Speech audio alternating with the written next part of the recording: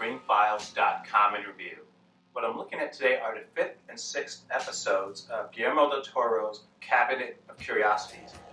And they are both adaptations of H.P. Lovecraft stories, which are Pickman's Model and The Dreams in the Witch House.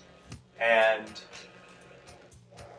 I knew at some point Cabinet of Curiosities had to hit a lower standard than it did with the prior 4 stories. And it's happened with these 2, which again, since they're Lovecraft adaptations, is so weird. But in any case, the better of the 2 is Pickman's Model,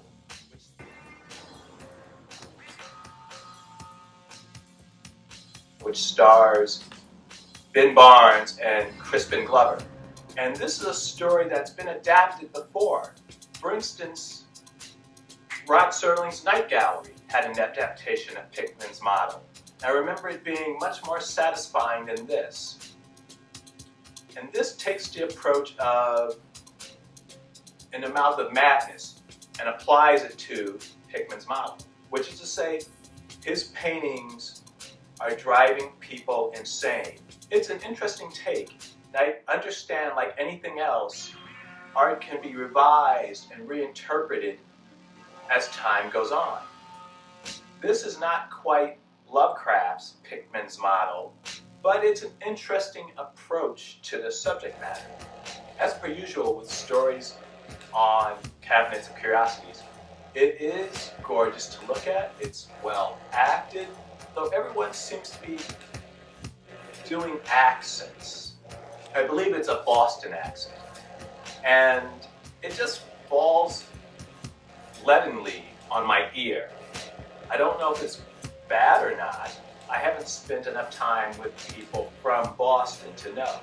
But it feels very much stereotyped. And it's kind of awkward to listen to, by my reckoning, at any rate. Though as I said, Pickman's Model is not a bad episode, though it's not quite what Lovecraft intended. And if you're not familiar with the actual story, you're probably going to enjoy it, because it's fine. It's not at all bad. But as I said, I've been reading Lovecraft on and off for literally decades. And while I haven't read Pickman's Model recently, I do recall it enough to know that it doesn't happen like this. So that's a bit of a bummer for me. But still, it's fine. It's not great, but it's fine. Though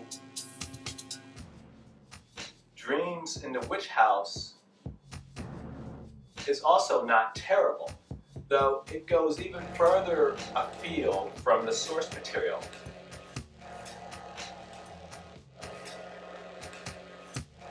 Which is to say, it revolves around Rupert Grint's character, who has his sister die, and he can see her spirit for reasons. Well, they're twins, and I guess that might have some significance in that happening. But in any case, her spirit is pulled away from her, and he spends his life trying to figure out a way to reach her, to see her again, which gets him involved with a spiritualist organization. This is The Dreams in the Witch House only on the surface, in the sense that it uses familiar elements to the story, but its own animal. This might as well not be based on the Lovecraft story, because it is so far afield from the Lovecraft story. In fact, I almost think it shares more in common with Harry Potter, which is ironic considering Rupert Grint is starring in it. As I said, in the case of Pickman's Model, if you're not familiar with Lovecraft's story, you may enjoy this. Sure, it's very much monster of the week feeling, but it's also not bad. It was directed by Catherine Hardwicke, who I believe did Twilight. And it's a very lush looking production. And I recall reading somewhere someone saying that it looked cheap. If this is what cheap looks like to somebody, I hate to imagine what expensive does. because this is very lush, it's very good looking, but it is also not Dreams in a Witch House. This was a story adapted for Masters of Horror on Showtime, and it's also available on Tubi. You might want to take a look at that. It's also not the most faithful interpretation, but I think it's closer to it than this version. As I've said at the beginning, I'm not at all shocked that I found episodes of Cabinets of Horror that aren't as great as others. That's to be expected. What bums me out, though, is that it happened to be the case with H.P. Lovecraft, who in many ways is a terrible person, but he managed to channel that terribleness into his writing, which makes him, for me, fascinating.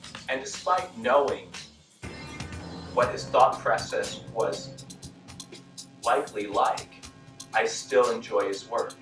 And one more thing about Pickman's model and Dreams at the Witch House as depicted in Cabinet of Curiosities. Both of them were period pieces, and I'm trying to understand why they were period pieces. Because if you're going to go a far afield as the Dreams in the Witch House did, just go all the way, set it in the modern day. In fact, I wish that Pickman's model were set in the modern day. There is nothing about either story that makes them period pieces other than the time they were actually written. There is no need for it. And in fact, I think it would be a lot more challenging if they were set in modern day. I mentioned the Masters of Horror episode based on the Dreams in the Witch House. That was set closer to the modern day. And that was interesting, though still not terribly faithful. Probably having a little bit of its preoccupation with sex and nudity. Something Lovecraft abhorred. Based on my reading, he was virtually celibate, even while married. He's a weird man, very weird.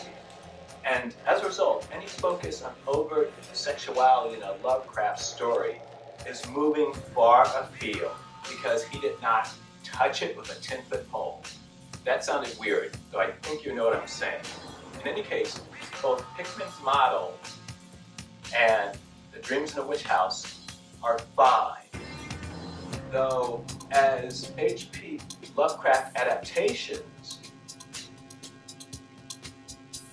Pickman's model is decent, while the Dreams in the Witch House is so far afield, you might as well not even call it a Lovecraft adaptation.